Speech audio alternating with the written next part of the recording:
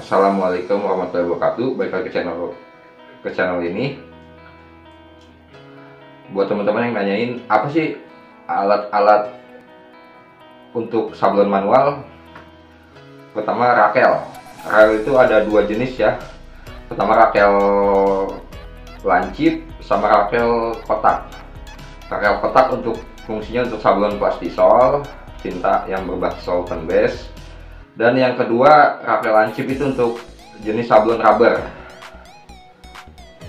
Dan setelah rakel kita butuh screen. Screen itu ada beberapa jenis. Contohnya mulai dari T54. T54 itu untuk blok-blokan ya. T77 untuk sablon detail logo. Dan T120 biasanya dipakai buat sablon raster seperti spot color atau CMYK atau grayscale. Nah, setelah screen kita butuh hot gun. Nah, untuk pengeringan sablon plastisol kita butuh hot gun. Atau kalau misalkan kita proses sablon rubber, itu sebenarnya pakai hair dryer rambut juga bisa ya, itu opsinya. Atau kalau kalian misalkan mau lebih cepat prosesnya, itu bisa pakai mesin curing gas buat pengeringan tinta plastisol. Nah, untuk pengeringan plastisol sendiri emang lebih sedikit rumit dari tinta dari jenis sablon rubber. Setelah hot gun ataupun hair dryer, kita butuh mesin press. Nah, itu buat finishing mesin press, buat hasil setelah disablon itu kita press ya. Untuk pengepresan sendiri saya biasa pakai suhu 180 derajat dan waktunya itu 15 detik.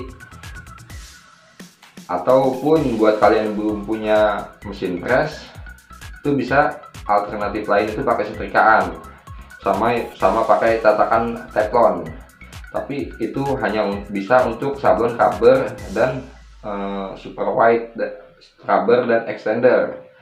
Tapi kalau untuk hasil yang lebih maksimal untuk jenis sablon plastisol, itu saya lebih menyarankan pakai mesin press ya, nggak ada alternatif lain kalau untuk plastisol. Nah, setelah itu alat-alat dan bahan-bahannya, kita butuh obat abdruk. Obat abdruk itu ada yang TX yang warnanya itu ungu, ada juga yang Bremoltex khusus untuk kain ya. Untuk kain itu Bremoltex. Kalau Bremol RN itu untuk abdruk sablon berbasis minyak seperti kalender ataupun plastik atau sablon stiker dan lain-lain ya, Bremoltex. Nah, kalau untuk tinta sih kalian bisa nyetok tinta rubber white sama rubber color. Rubber white sekilo untuk di awal ya, rubber white sekilo, rubber color sekilo.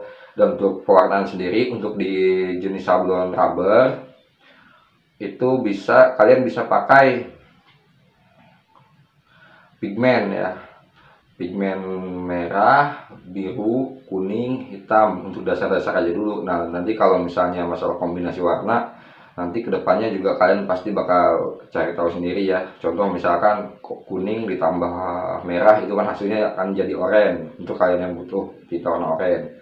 Nah, kalau untuk plastisol sendiri dia itu nggak bermain pigmen, dia langsung plastisol warna sama plastisol white tuh. Tapi adapun kalau misalkan kalian butuh oranye, terus kalian punya stok tinta warna merah dan kuning, itu kalian bisa ngoplos sendiri gitu ya. Bisa ngoplos warnanya sendiri. Contohnya misalkan juga seperti biru dongkar, itu kan antara warna biru dan hitam. Ketika dipadu ini kan jadi warna biru dongkar atau biru navy ya. Kalau udah lengkap semua, tinggal mulai proses sablon. Mudah-mudahan lancar. Masalah pembelajaran bisa kursus atau autodidak, tanya-tanya ke teman atau siapapun yang profesi sama di bidang sablon. Mudah-mudahan sukses, bermanfaat. panjang umur tukang sablon, dan sehat selalu. Pesan saya, always thinking strike.